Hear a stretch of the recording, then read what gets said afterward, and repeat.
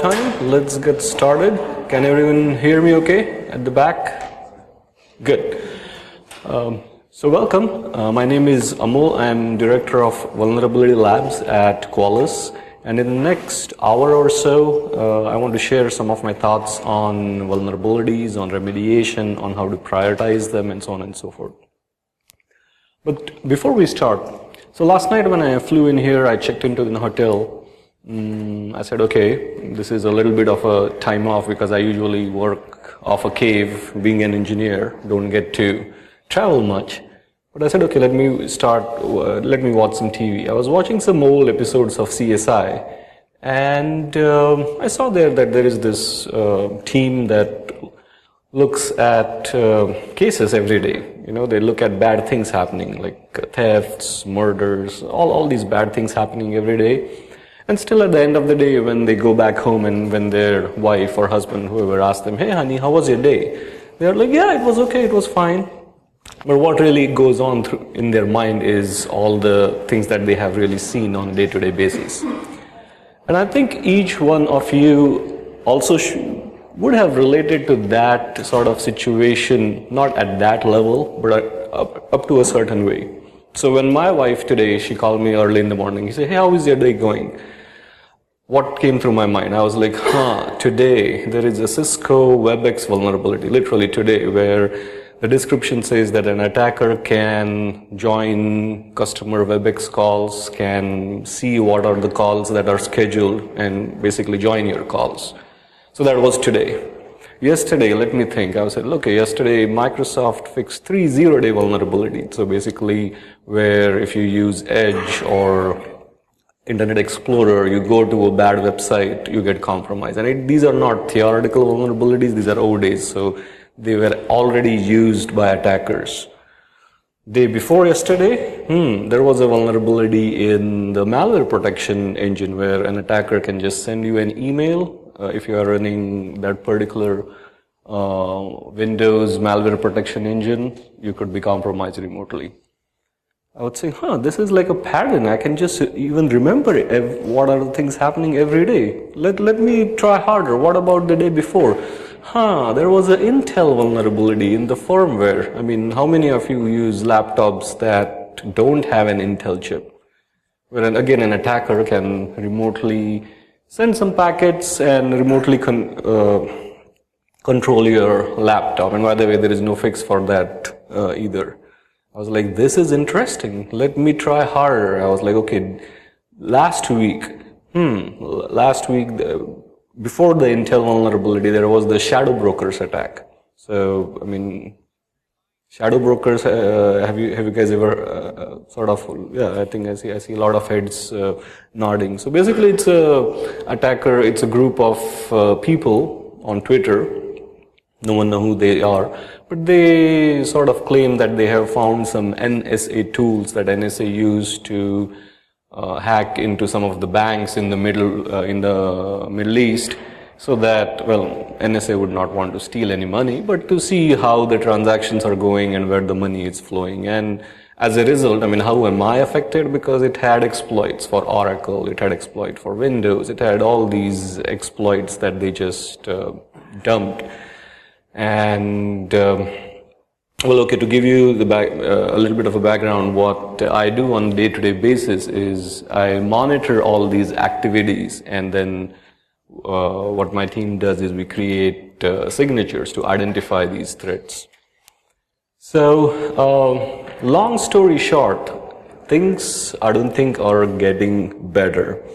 About 20 years ago, in the mid to late 90s, when I was fresh off the school, I had these shiny master's degree. I was working as a developer at McAfee, which was called at Network Associates at that time, as a firewall developer. So at that time I was like, okay, this is cool, firewall. At that time it was on the cutting edge of technology.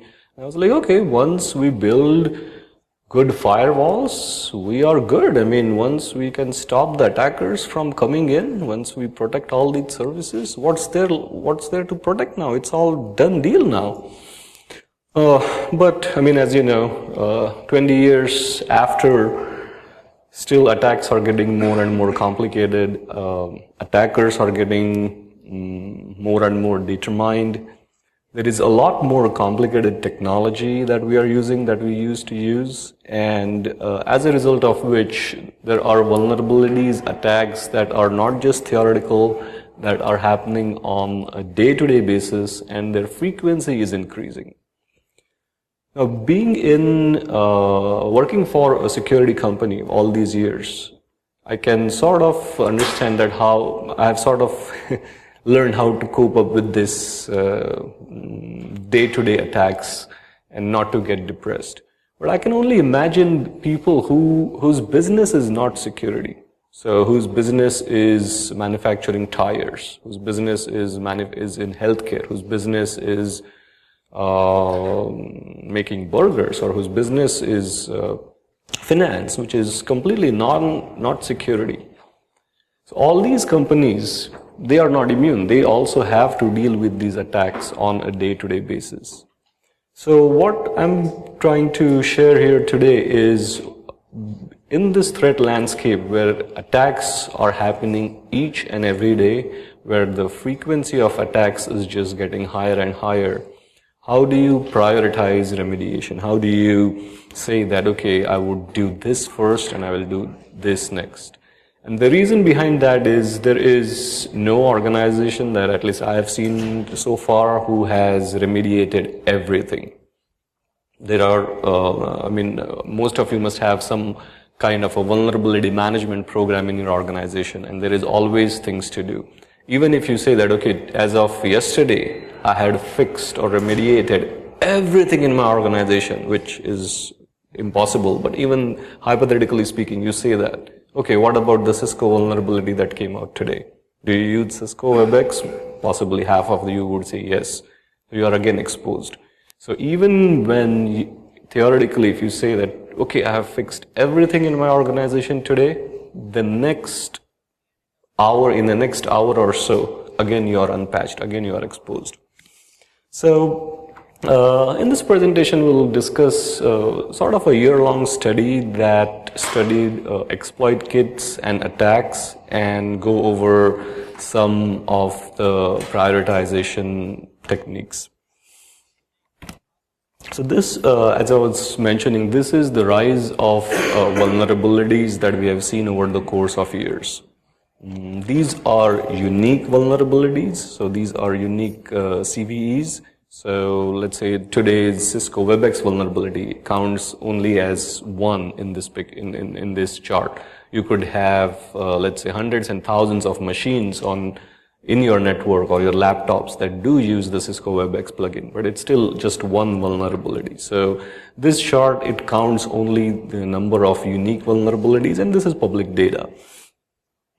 So as you can see, I mean, vulnerabilities from 2000, or the era that I was talking about when I was working as a firewall engineer, where the number of unique vulnerabilities were 2,000. Now it has grown to about 78,000, or there are total about 80,000 unique vulnerabilities, and new ones being added every hour. So before we go further, I just want to make sure that we are on the same page on what is a vulnerability. So I think most of us here know what a vulnerability is. It's a flaw in the system that could provide an attacker a way to sort of bypass your security controls.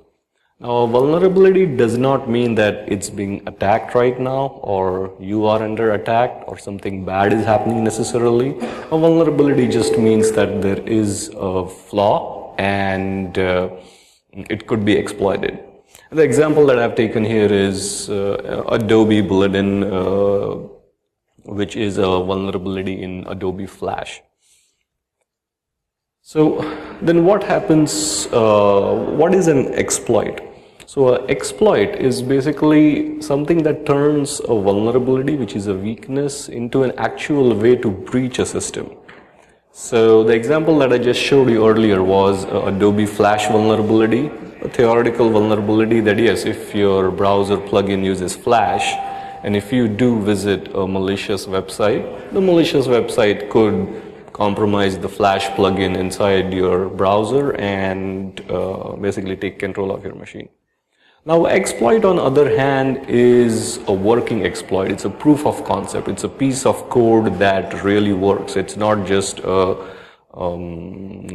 security bulletin where the vulnerability is typed out in words, but an exploit is actually something that is actually working, and there are many places, free as well as paid, on the internet where you can find these exploits. So one of the free sites that I go to is the exploit database. It's like the most common place I think most of you must be going to check on exploits. And there are many other free as well as paid exploit frameworks that you can go to. And last but not least are the exploit kits. Now these are really the bad actors. So basically exploit kits are toolkits that are used for the purpose of spreading malware. So basically they have, what malware creators have done is they have sort of automated in a SaaS, like software as a service basis, on how to spread malware. And I think what we are going to look today is how these exploit kits work and how they sort of infiltrate an organization, and what can we do to protect against these exploit kits. So this is a little bit of a busy slide, but it just and it's courtesy of Microsoft. It sort of tells you how these exploit kits and exploit actors work. So the reason I gave you the Adobe Flash example before was because it was pertaining to these exploit kits. So these days, if I'm a bad guy, if I'm a malware creator, or if I want to get my malware on your laptop, I don't have to be very technical. I don't have to be technical at all because of these services that are offered on the underground. So what I do, let's say I am a bad guy. I want to have my malware on your computer, and I don't know much about exploitation, about vulnerabilities, and so on and so forth. What I do is I create my program, which is, again, it does not do anything with vulnerabilities, attacks, or anything. It's just a keylogger. So it's just a Windows program that when you start running that program, it just start logging keys. It doesn't have the ability to infiltrate your laptop. It doesn't have your ability to look at what are the vulnerabilities. It's just a simple program. And what I do is I pay these exploit kits, or these actually SaaS-based exploit kits, and say that, hey, here is my program. Go install it on whatever machines that you find vulnerable. So again, the way that it works is on the left-hand side is your PC, like it's a victim PC. As an attacker, I create this program, I join this exploit kit community, I sort of pay them, and when your computer visits a malicious website, or the exploit kit website, what does the exploit kit does is that it starts analyzing what browser you're using. It starts analyzing the version of your browser. It checks if your browser has any vulnerabilities that it can exploit. I mean, every browser has vulnerabilities, right? I mean, just because Chrome and IE and Firefox, most of them now do auto-update. If you look at the history of any of the browsers, like changelog, there are vulnerabilities being fixed almost every week for every browser that you use. It's just that now it's automatic in many browsers. In case of IE, you can still do it manually, but in case of Chrome and others, it's just automatic. You don't know about it. So anyway, when you visit a malicious website or this exploit kit website, they sort of scan your browser.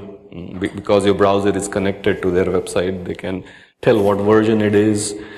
They can also scan what plugins are installed in your browser. So they can check if, say for example, Adobe Flash is working in your browser or not, if you have Flash enabled or not. If Flash is enabled, then they look at, okay, what version of Flash you are running. And in this way, on the right hand side, as you can see, they sort of customize an exploit or an attack for you, for your browser version, for the exploits, for the plugins that you have installed in your browser, and for the vulnerable versions of the plugins that are in your browser. And they create that type of exploit for it, and then sort of deliver that executable that an attacker has given them. So as I said, again, if I pretend to be an attacker and I don't have much knowledge of how to infiltrate your machine, what I do is I sort of go underground, I pay these exploit kit SaaS-based vendors. This is all online. After I pay them, I give them my binary. They do all this, and then what I get again as an attacker is just sort of a login and a web page where I can log in and see which machines have my malware running. So these are some sample screenshots of some of the exploit kits. As I said, these are all web-based exploit kits. So, I mean, if you go to a forum, you may think that, oh, this is just forum or something. But when you log in, these are actually exploit kits. So Crime Pack, Angler, Phoenix, these are some of the example exploit kits where as an attacker, let's say if I have given them that, hey, this is my malware, spread this. After a few days or when I log in, I get such screens where I see that, okay, my exploit was installed on this and this particular IP, which was running this operating system, had this browser, had this plugin. And it's just like a console for me as an attacker to see, okay, now I should be getting some traffic from these IPs because, I mean, hopefully when I as an attacker have given this bad binary to them, it will call back and start giving me data. And these are just some examples of these online SaaS-based exploit kits that are available. And by no means this is a complete list. They go sort of up and down. Angler used to be one of the leaders in this business. It has sort of gone down these days. But these are just some of this is, and as you can see, they have like a lot of branding towards it. They have their own logos, so it's like a business. It's a proper business of trying to infiltrate users' machines, and they have created a good business model out of it.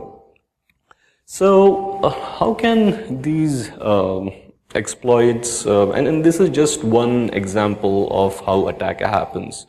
So exploit kits usually attack client-side vulnerabilities. So basically vulnerabilities that could be affecting on a desktop or client machines. There are other ways obviously where server-side vulnerabilities are affected and so on and so forth. So the question is, how can these exploits, how can these attacks, and how can this malware help us as a defender? So now I'm not that attacker anymore. Now I sort of change my hats and I'm the defender. How can it help a defender prioritize remediation? So one side I see that these number of attacks, number of vulnerabilities coming in each and every day. And on the other side, I see most or like all organizations having a lot of unpatched vulnerabilities. And the reason for that being is that people are just overwhelmed.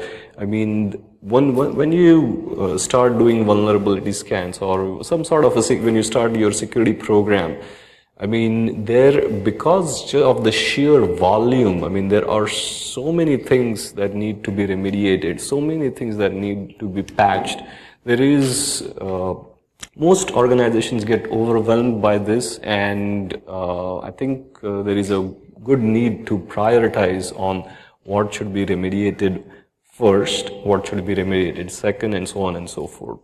It is, in my opinion, no longer feasible to say that you should have everything patched, because that's just not possible. I mean, as I said, if you just had everything patched as of yesterday, okay, today you have a new issue. If you patched all your instances of that issue this morning, in the evening you will have a different issue. So this is a chart that shows the number of vulnerabilities that had exploit associated with it.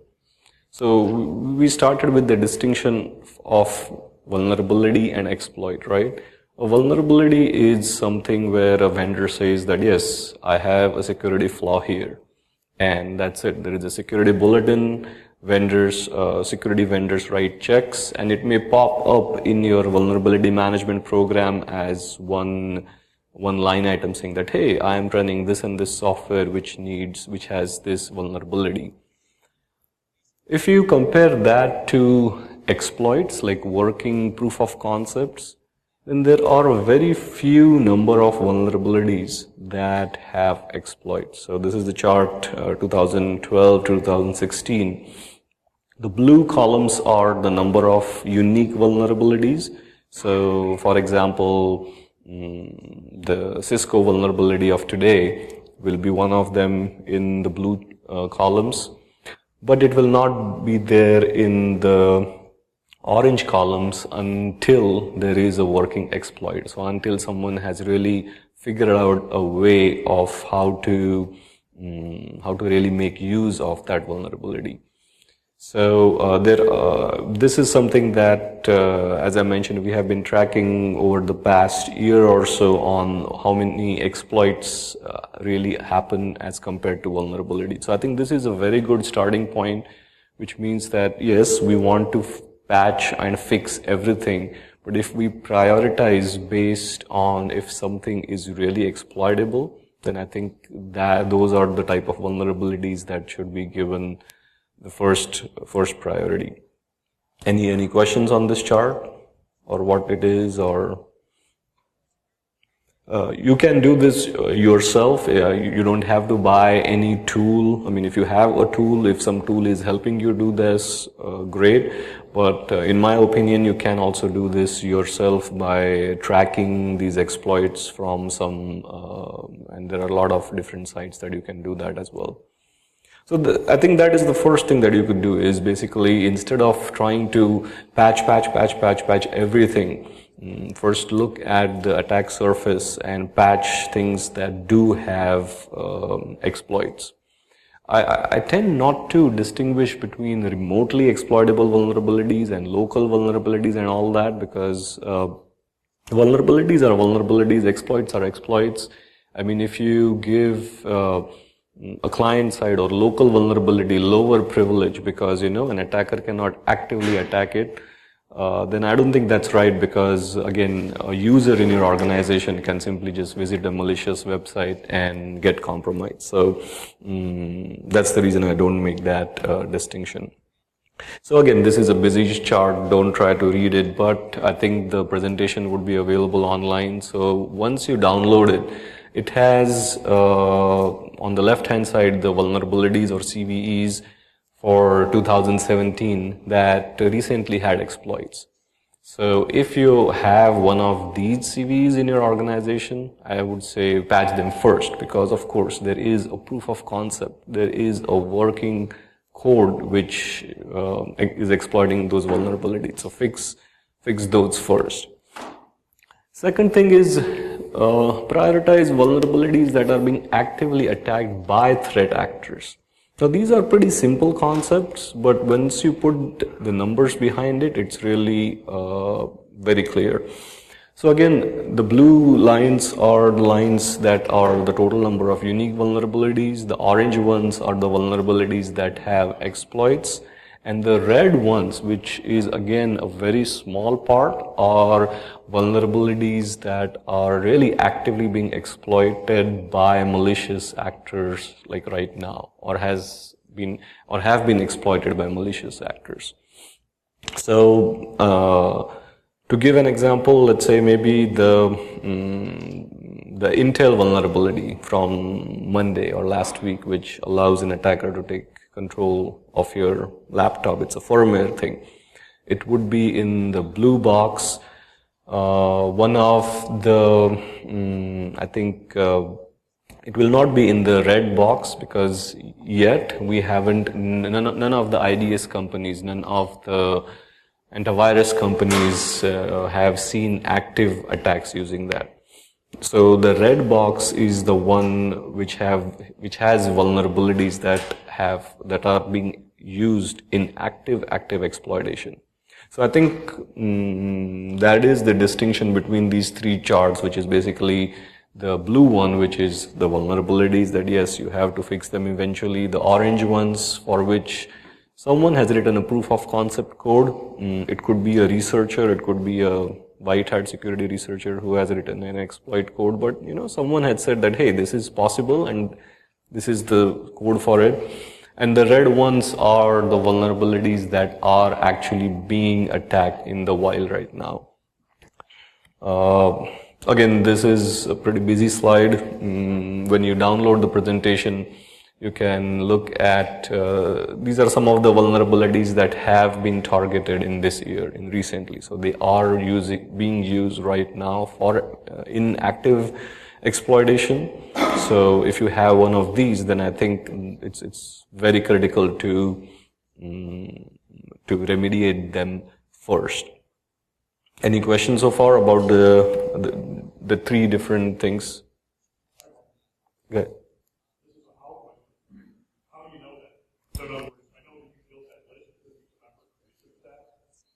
If we're in an organization trying to run the process continuously, how do we know that a vulnerability goes from at least a week ago there was no exploit, a week later there was an exploit, a week later after that being used by attack? That seems like a non-trivial thing to know. Yes. It really depends on the resources that you have at your disposal. The easiest thing is to basically go and contact. You must be using some sort of a vulnerability management program, some sort of a security program, and a lot of vendors these days do provide this additional intelligence where they can tell you that that you have this vulnerability, but out of these 50,000 vulnerabilities, you have only, let's say, 5,000 have an exploit available, and even out of these 5,000, there are only 500 that are being actively exploited. If you want to do it yourself, completely by yourself, then, as I mentioned, so to find the orange vulnerabilities, I think there are a lot of free resources. So ExploitDB, for example, is an exploit database. Again, I don't have, or my organization doesn't have any tie-ups with them, but it's just a database where what they do is they try to, whenever there is an exploit out there, they try to put that exploit on their site. So if you want to do it completely yourself, you can monitor some resources like the ExploitDB, or like I think I had in some of the previous slides here given. So I think in here 2 of them are free, 2 of them are paid. So you can monitor the free ones at least, and actually I am a pretty big fan of the free sites as well, because what we have found was that the information that they have is also pretty good. So it's not that you do have to pay big bucks to get this information. You may need to have some resources on your end to maybe write a little bit of an API to integrate with their API and get that information and do that. So yeah, there are resources available to, in my opinion, pretty easily to get to the orange chart.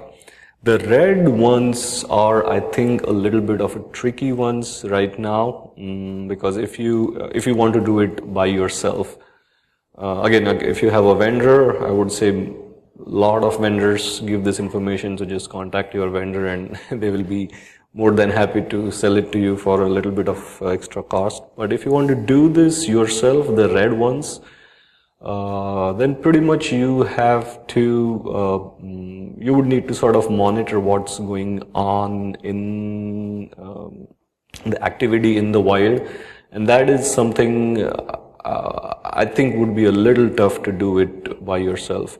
Not that it's completely impossible. You could also, whenever there is an attack or there is an big threat happening, it does become available on public sources. So on like Twitter, on vendor's website, on whichever vendor first detects the attack, is always, they always want to be the first one to expose that to the world.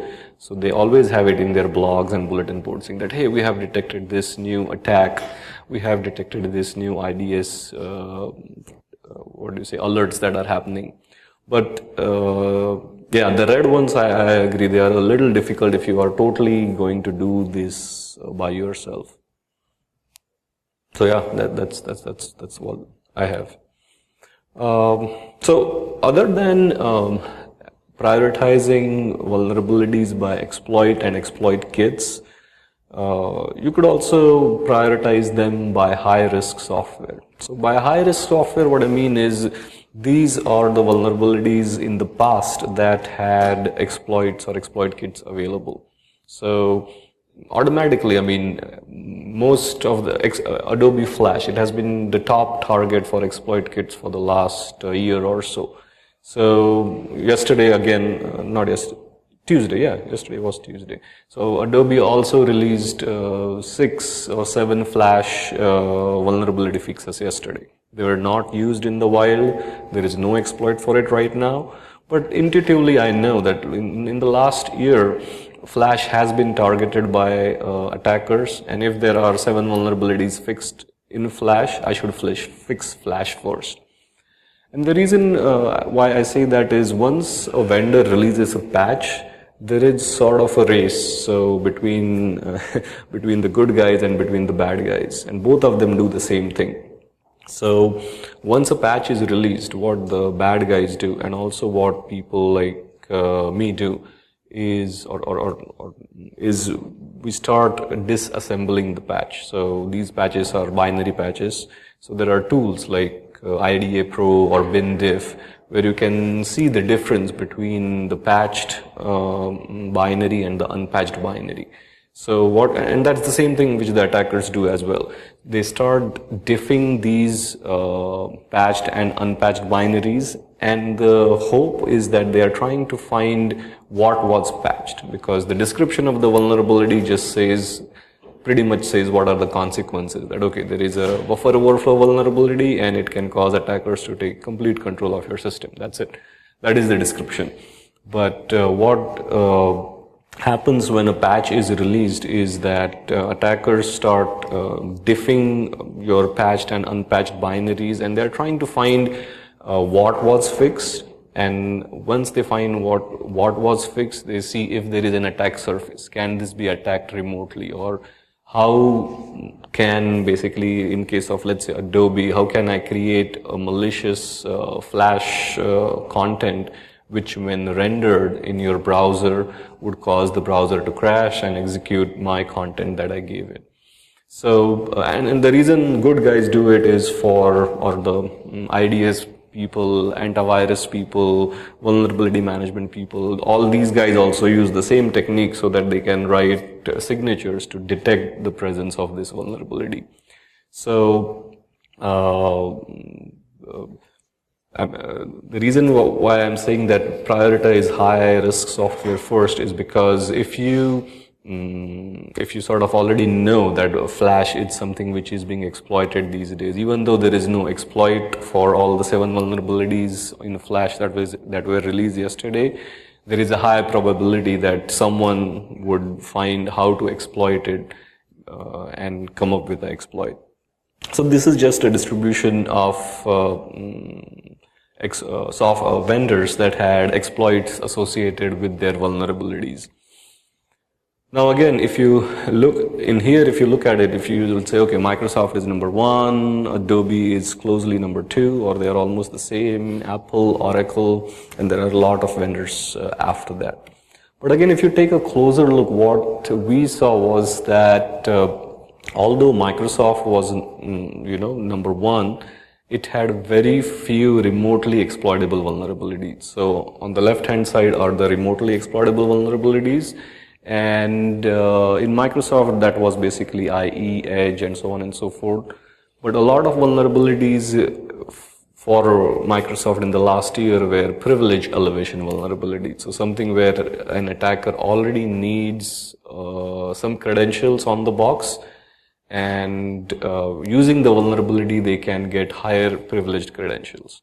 Now again, I'm not saying that's an unimportant vulnerability, but again, it's not a remotely exploitable vulnerability. So if you, in the same chart which is here, if you sort of dissect it, you see that Microsoft has less remotely exploitable vulnerabilities, but Adobe had a higher number of remotely exploitable vulnerabilities. So again, whenever you're looking at some chart, some numbers, some data, it's always good to sort of dig deep, because data can be useful, but also can be misleading in some instances. Number 5 is prioritize unsupported or end-of-life software. Now this is a really hard problem to solve, and that's because unsupported software, so let's say Windows XP or Windows 2013, it's something where the vendor, and again I'm not picking up on a certain vendor, this happens with all vendors.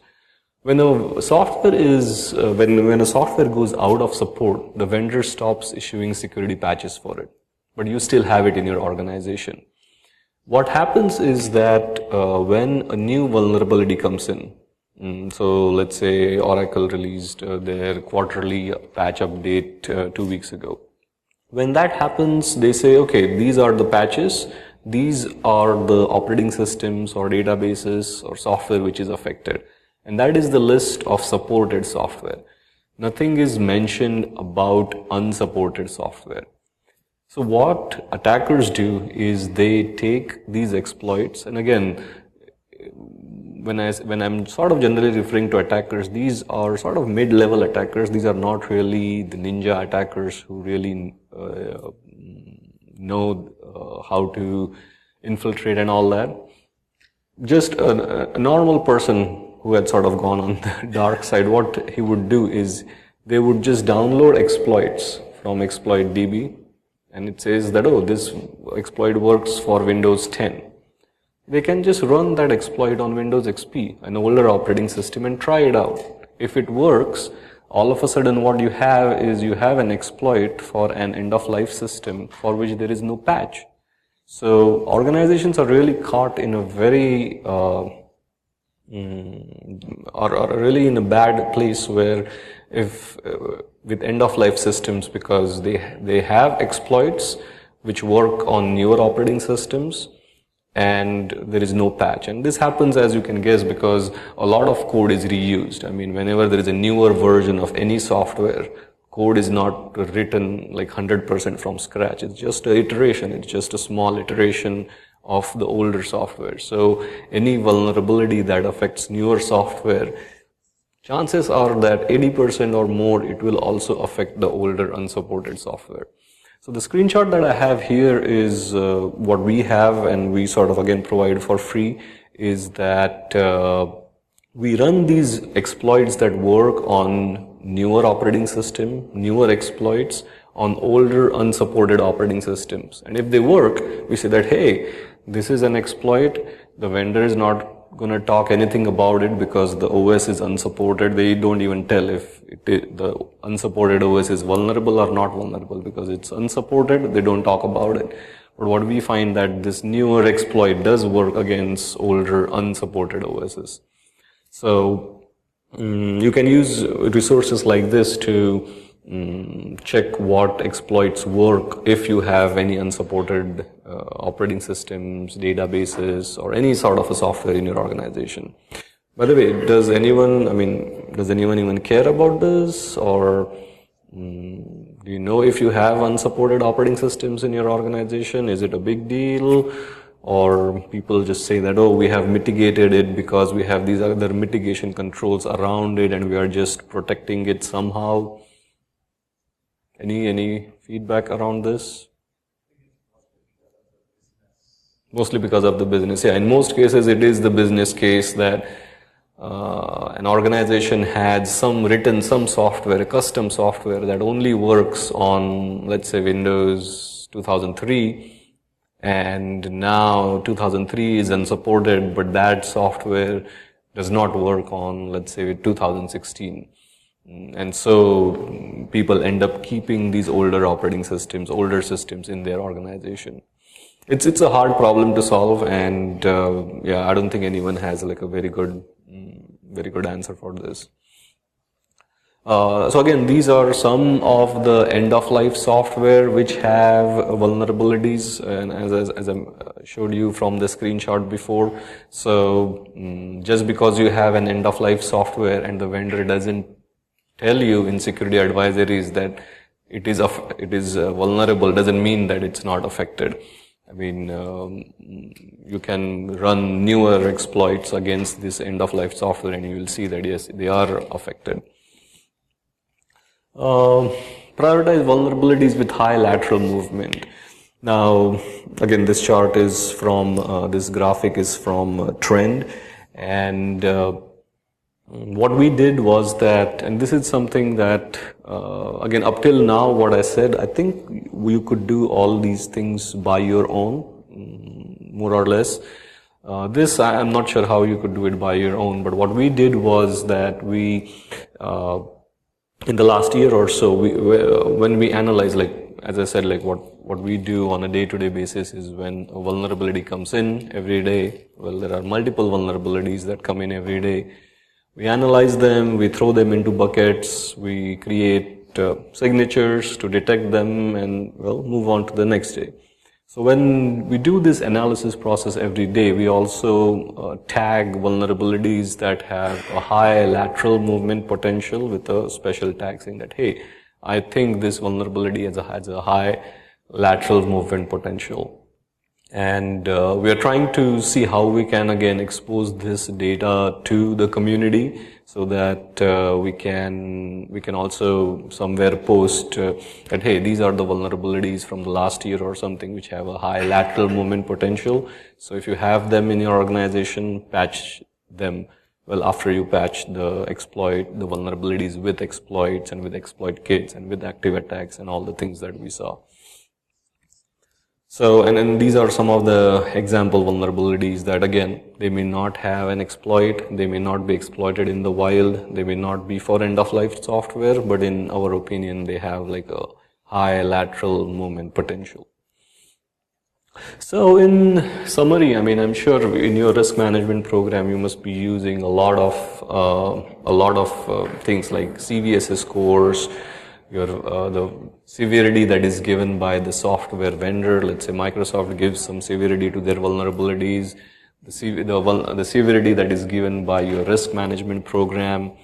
But I think what we can do is we can use some of the pointers, like 3 or 4 or actually 5, 6 different things that we saw today here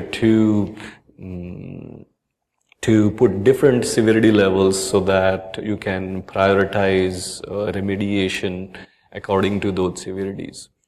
And by the way, everything is, I mean, it may feel all sad and gloomy because, you know, there are vulnerabilities every day, attacks every day. I'm always behind. It's a battle that you just can't win. And actually that's not the case because, so while we were working with, so Verizon came up with their data breach report, right? Like a few days before. So while we were working with Verizon on the data breach report, and we are also working with Cisco on their report, what we are seeing is that actually the defender behavior is having an impact on attacker patterns. So what I mean to say is that we saw that in so 2 years ago, in 2015, it used to take about 140 days on an average for an organization to fix 80% of their Adobe Flash issues. 140 days, so a pretty long time. In 2016, since, you know, Flash was rampantly used by exploit kits and exploits and attacks, people started, or organizations or people like you started applying flash patches more aggressively, and that time dropped to about 2 months, so about 60 days. And again, this is to patch 80% of flash in your organization. And that time is dropping faster and faster.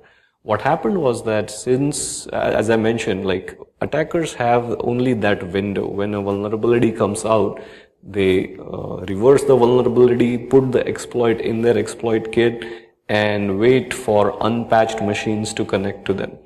Now, if organizations patch their resources quickly, what would happen is that yes, they will get visits, but then since the browser, the plugin is patched, the exploit just won't work.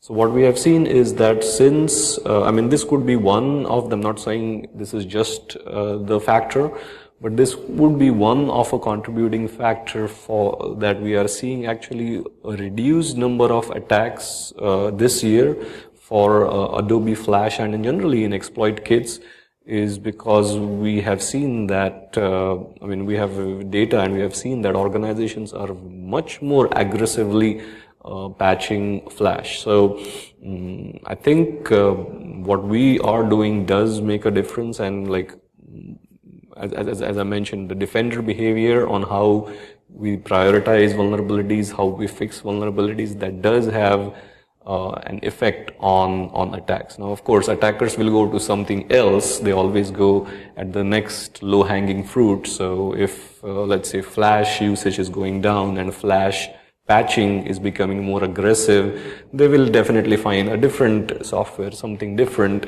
to attack. So yes, it's sort of a never-ending story, but what I just want to say that this, how we behave, how the defenders behave, definitely have an impact on attacks and on attacker patterns. So that's all I have, and I would like to open up for questions. So earlier, talked about one of the techniques to differentiate those vulnerabilities that have exploit active also. Mm-hmm. The vulnerability rating issue like policy, does that take a picture that kind of technique when assigning the ratings? Okay, so the vulnerability rating, it does take that into consideration up to a certain extent. We can also it's too much of a vendor related question, like so I can chat. Yeah. Yeah, no. It does, and we can chat about it after the presentation as well. But yeah, it does. All right, then if there are no more questions, then thank you.